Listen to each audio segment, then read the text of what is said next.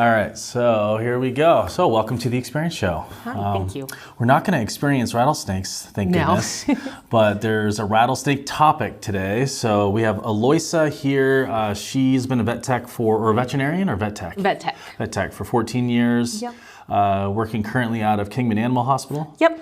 Cool. And do you live down here? Is that why this was a better spot? No, I'm actually going to be doing a training at the end of the month here in Havasu. Oh, perfect. Okay. Yeah. So I thought. Yeah, people two trips will see. in one. Yeah. Yeah, heck yeah. Okay. So we're going to talk about rattlesnakes. So not you have a rattlesnake as a pet. And That's my employee. Oh, okay. She's my employee, yes. Very cool. But she does live with me. Oh, okay. Yeah. Very cool. So, but there's some stuff that people need to know who have pets, whether it's a cat or a dog, because we all have outdoor cats, outdoor dogs, and how do we make sure that they don't end up at the hospital? There's a couple different things you can do. The main thing, the best thing is prevention, which would be rattlesnake avoidance training. Mm-hmm. There's lots of different methods to do it. The way that I do it, the snake is intact, meaning I haven't removed her fangs or her venom glands. I just don't think it's necessary. And I don't tape her mouth shut. A lot of trainers do that too. I think it's dangerous and, to be trying to handle a rattlesnake and tape their mouth shut or slip a muzzle on or whatever they do. But she is in a steel wire cage, just so that way the scent can flow through, because I train on scent. A dog has 300 million scent receptors in their nose compared to our 6 million.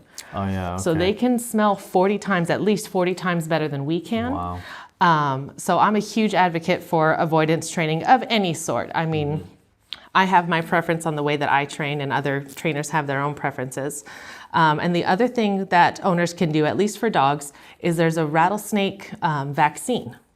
And what that does is it just slows down the toxin to give you more time to get to the vet. Oh. Most often they still need antivenin, but they may need less. But it all depends on where they get bit.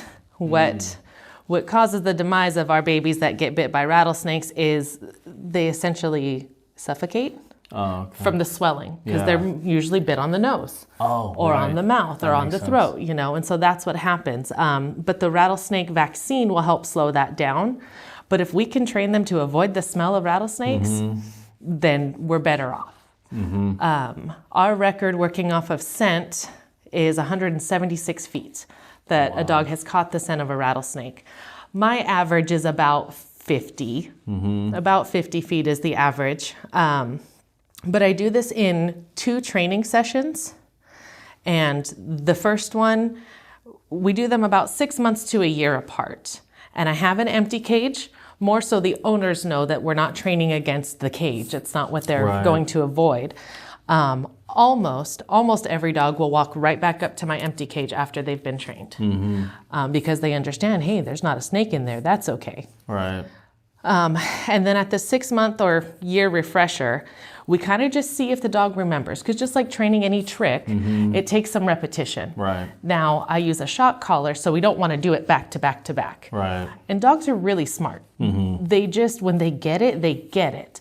And so training your dog multiple times in a day or even in a month is almost like torture. Like, they understand. Right. But a lot of what I teach too is to teach the owners what their dog looks like, because that's a big part of it. You got to know if your dog's smelling a snake, if there's a snake in your yard, or if you're leash walking especially. Some dogs are very subtle when it comes to their tells, especially if they've been obedience trained. They don't outright... They're not taught to bark. They're taught to not bark. So And they don't... A lot of dogs won't just sit down and refuse to go. They're obedience trained. Right. Mom or dad says it's safe, then okay. So what those dogs usually do is they'll just turn their nose and look at their owner like, hey, don't you smell that? Hey, this is bad. Wait a minute. Yeah. Like, we don't have the same nose, buddy. Yeah. How interesting. Okay. Yeah. So it is so interesting to watch, and it does take place fairly quickly depending on the dog. My Rottweiler lab, I had to shock him twice, because some dogs have a higher prey drive.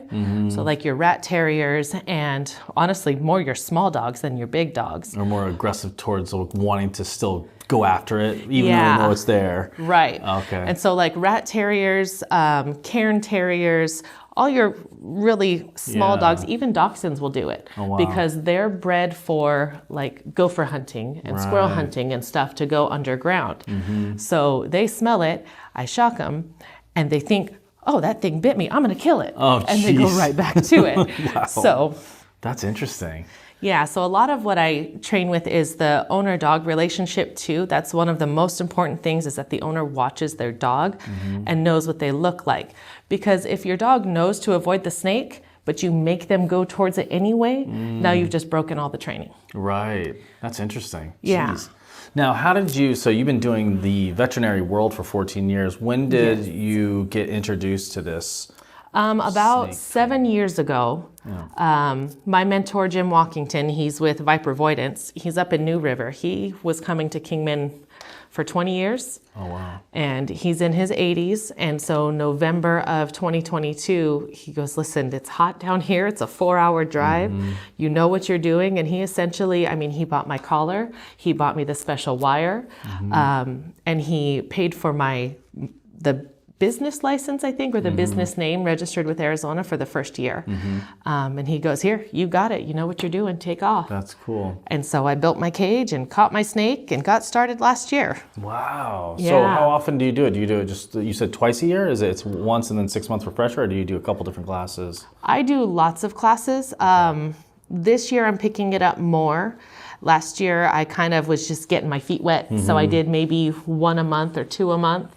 I have classes almost every weekend somewhere. Yeah. Because I would think like schools. Have you done schools like as low as maybe even high school age so that they're familiar? Because a lot of kids take their dogs out for walks because the That's a parents good go, point. take the dogs Yeah, out. I don't want to have go to do take it. the It's a little dog. bit warm outside.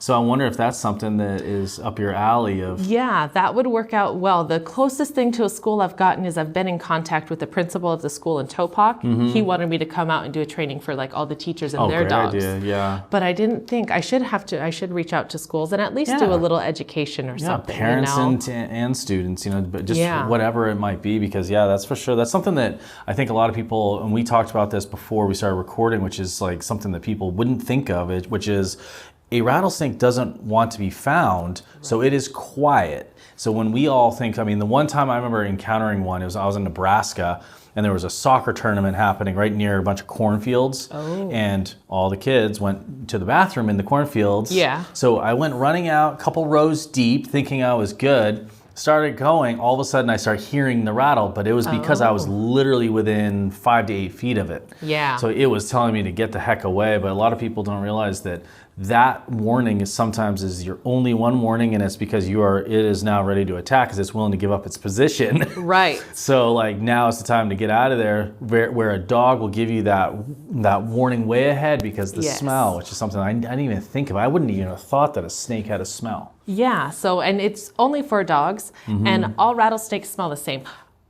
At least all the ones in Arizona. Interesting, okay. I would venture to say that all rattlesnakes smell the same, only because a dog that Jim and I trained in Kingman a couple years ago alerted to a rattlesnake in Canada. Interesting. Yes. So there's a theory there, but I can't say for sure, Right.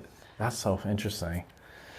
So you've been doing the snake training, so that's a big part of, and you're still doing the vet teching. Yes. So this is like a weekend gig that you're just rocking and rolling with. Yeah, it was. I actually went down to part-time at the clinic maybe a month ago now. Oh, okay. But I'll go back to full-time in June because we're getting another doctor and just all hands on deck. Yeah. So I'm using what time I have now to get everything structured and get everything put together. But I do mainly just train on the weekends. Yeah. But I What's take your my time. service area?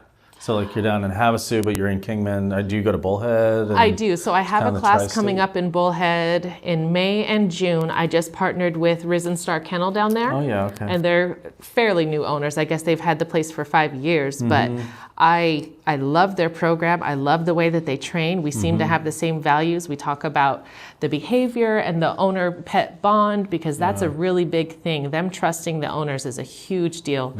And I guess the owner's trusting them to like signal, so that like you're saying, like they're not like the obedience training taking over, like you're still trying to drag the dog. No, the dog is signaling. The dog is signaling. Right. You're okay. That's okay. That's my alarm.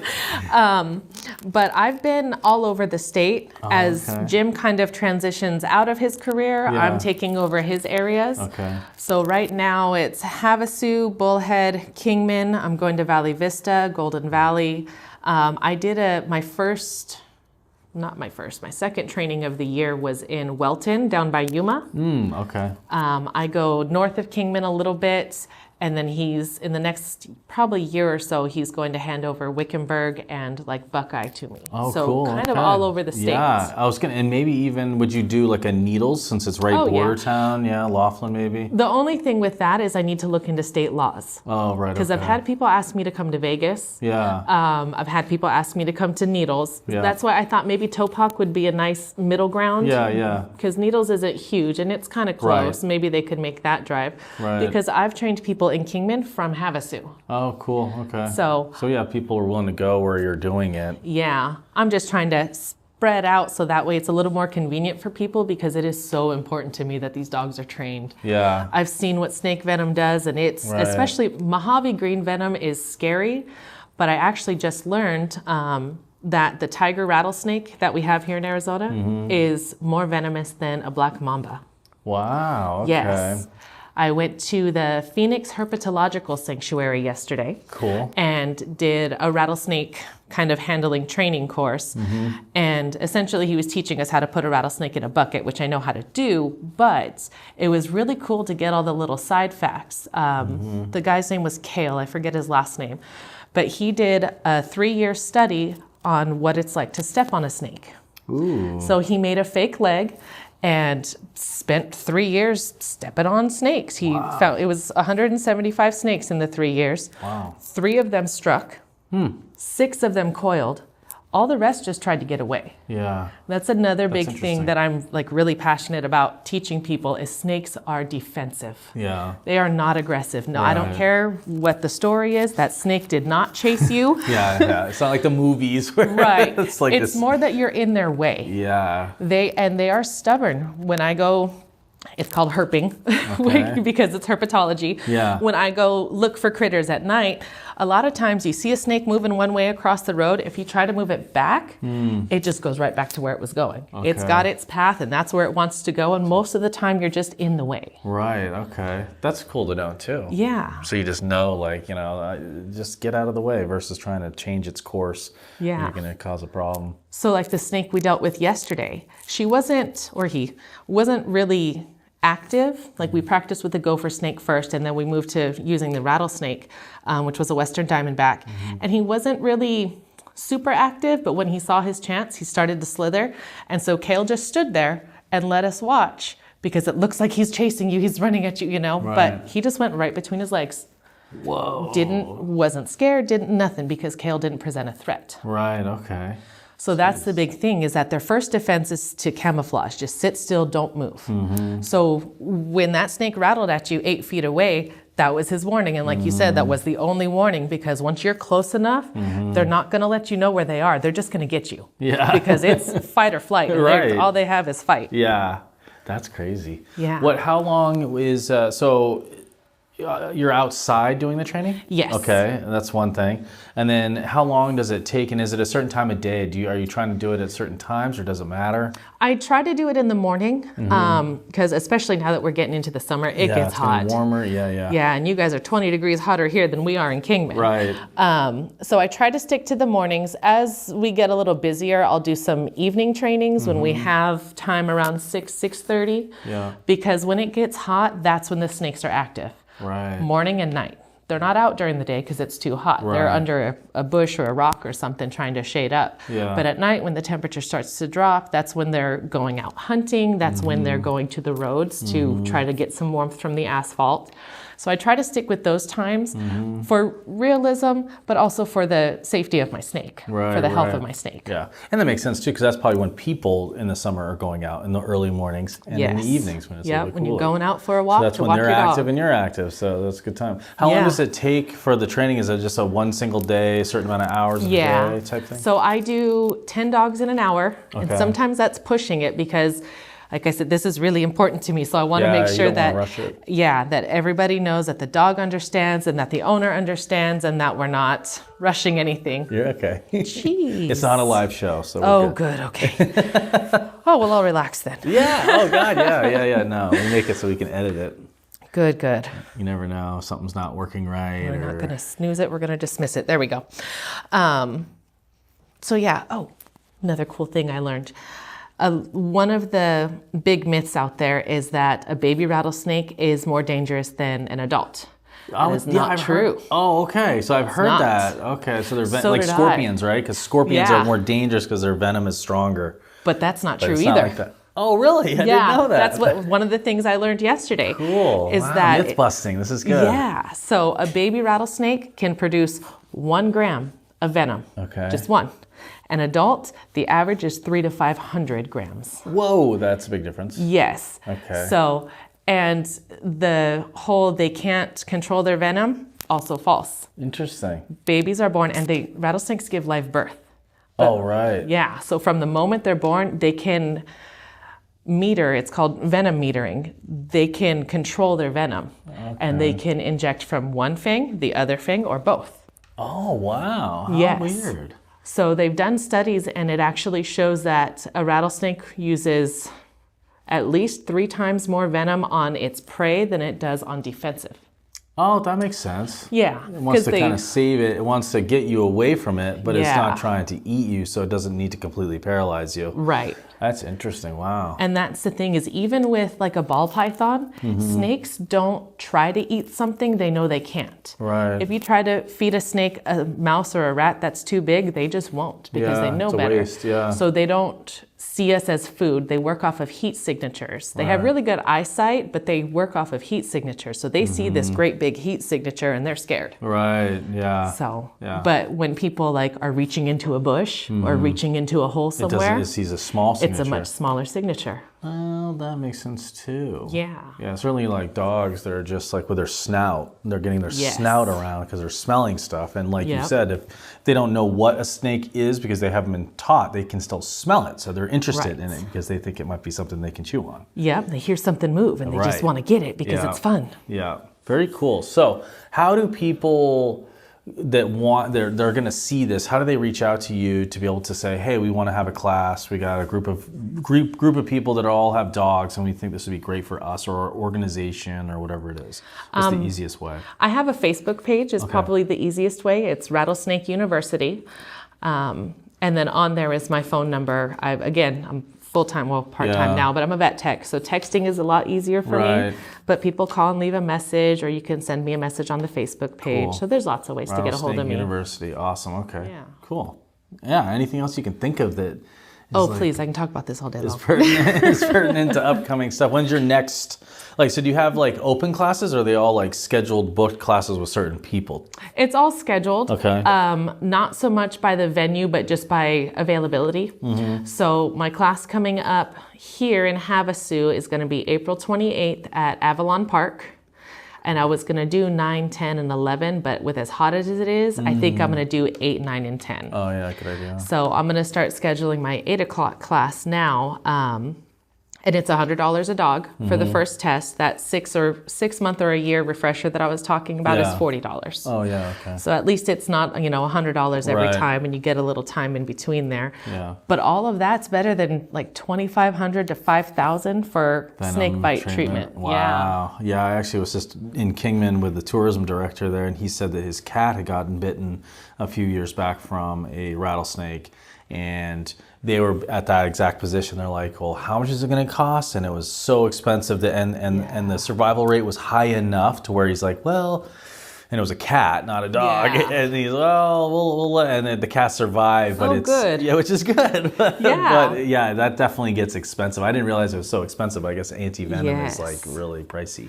Well, and then I found out that for people, it's $250,000. Oh my gosh. Yeah, for an envenomation treatment. That's crazy. But they use, I think, like 25 or 30 vials of antivenom, where we use like Okay. 1 or 2. Right.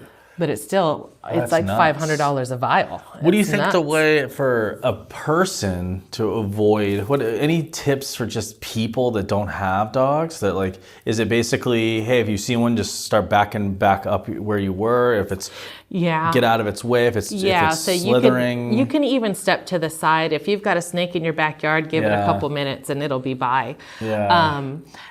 The best thing to do to keep snakes out of your yard is get rid of rodents. Oh, yeah. You get rid of their food and they have no interest in being there. Right, okay. If you've got, piles of stuff, even if it's like, let's say flooring for your house sitting on your back porch. Anything that's creating shade in places. That's prime place for them to hide. Okay. So even just put it on a bench. Or on a couple cinder blocks even. Right, elevated. I was taught growing up on the farm or on the ranch that when you move something, you stand behind it and like tilt it towards you so the bottom is away from you. So if there's a snake under there, it's going to go away. It won't go towards you. That's good to know. Yeah, so that's all of that. And that's pretty much it. Try to declutter your yard. Rattlesnake Solutions out of Phoenix, I think, has a great recommendation for a type of snake fencing, but they're not all created equal. Right. So you really got to do your research. It's got to go below the ground. It's got to be, so wide and so thick. Yeah. But that is an option for people too. I never thought of that. Where it's like you set up like a perimeter around your yard. That's cool too. Very neat. Well, that's cool. I'm glad that you reached out. Ard said that he's been working with you, I guess, for a while there. Yeah. Like I said, I've been at Kingman Animal Hospital for 8 years. I got a rattlesnake girl that's trying to get a hold of you. I was like, okay. We get busy and it's tough. We get a lot of messages and people want to do stuff. But this is interesting. And this is like the prime time because it's like warming up. People are getting out and about outside. Taking, their dogs are going outside a lot more. Certainly like in those peak times of activity for the snakes. Yeah. And so if it's over 90 degrees in the daylight, they're probably not going to be out. So like right now, they're probably all shaded up. Yeah. But as soon as that temperature drops, it's, because they're usually hiding between like colder than 65, 60 degrees and warmer than 85, 90 degrees. They're hiding, but they'll be more active at night because now the asphalt's set and collected all the heat. And so they go there to get their heat. They just stay warm without burning up. Yep. Wow. Very cool. How about are rattlesnakes pool people? Like, are pool snakes? Do they get in there? They can swim, yes. Okay, so and they can climb trees. Oh, that's scary. Yes, they don't often. That's more of a last resort for them. I believe it's I think it's the Arizona black-tailed rattlesnake is one that actually kind of likes trees. Oh, yeah. Isn't that crazy? Oof, it is. It's nuts. One falling out of a tree on you. Oh, going back to the smell of rattlesnakes to dogs anyway, rattlesnakes smell differently than like a gopher snake or a king snake or a bull snake. Okay. So I make sure to tell everybody, if your dog brings you a gopher snake, that doesn't mean the training didn't work. They're just smart enough to know the difference. Oh, okay. Interesting. What got me there is gopher snakes will climb trees. They like to be in trees. Oh, really? Yes. Are those pretty predominant out here? Like, yeah, they're all over the place. Oh, okay. So if you got big palm trees or any tree at all, like look out. Yeah, look out. And do they bite or are they venomous? They're not venomous, but I say that they bite more than a rattlesnake does. Okay. Maybe because I pick them up and I don't pick up rattlesnakes barehanded. Right, but, you pick up a gopher snake and it starts freaking out and flipping all over and trying to bite you, and they'll also smack their tail against the ground to sound like a rattlesnake. Oh, how funny. Yeah. That's pretty smart. So that's why I'm all about the scent with dogs. Yeah, that's cool. That is. How do you so to train, you have to use a live snake, or is there like an oil, like a rattlesnake oil that you can train?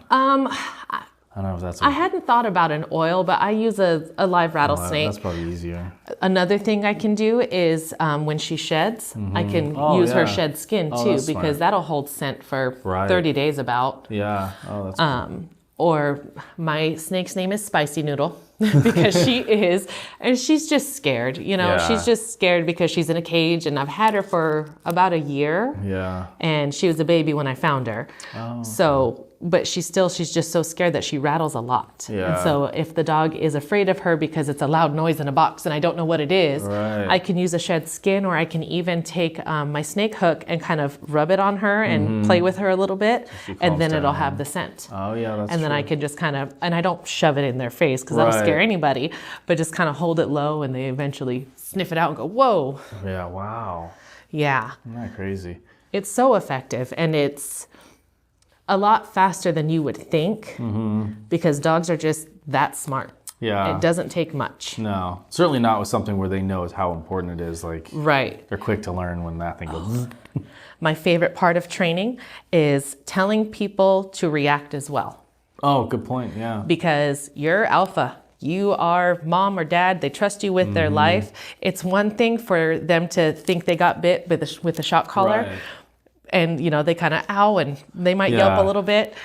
But if mom or dad screams and freaks out too, that cements it in their brain. That changes their whole world. Very cool. That's a good tip right there. Yeah. So when you're going through training, you might as well put on a collar yourself. Yeah, right. Pretty much. Everyone goes, "Are you going to warn me?" Nope. Yeah, right. Nope, I'm not going to tell you when I'm shocking for two reasons. One, I might only have a second for that when that dog is smelling the snake and knows what it's smelling before it turns away, and then I'm shocking it for no reason. Right. So I don't have time to warn people. And two, it makes it more realistic. Yeah. Most people will go, "Ah!" Yeah. when their dog gets shocked. Oh, yeah, for sure. Very interesting. Very cool. Okay. Yeah. So Rattlesnake University, that's your Facebook. Yep. That's where people find you. They can book stuff. You haven't done schools yet, but schools might be a cool opportunity. Who's paying attention to what we're putting out there for your kids and your parents, because the parents are usually asking the kid to take the dog out to go to the bathroom. Yep. So maybe both people can go to that. Any certain dogs that you steer clear of? I know different breeds of dogs have different like behavioral stuff. Obviously, they need to be able to get along with other dogs because you're doing it with multiple dogs. Honestly, no. Okay. Thanks to my vet tech experience, I've had a lot of success keeping things down. If there's a dog that's just super dog reactive or gets so excited it's not going to pay attention, I put them at the beginning or the end of the class. Oh, there you go. Yeah. So well, that's right, because you're going through one at a time in a sense. Yes. So people are kind of just watching and learning how it works, and then it's their turn. Oh, that makes sense. They could, Yeah. Okay. So I gather everyone together and give them my little information spiel, let them know what's going on and how we do things. And then we train the dogs one at a time. Cool. Okay. Yeah. So I've had a lot of success doing it that way and just kind of staggering things a little bit. That makes sense.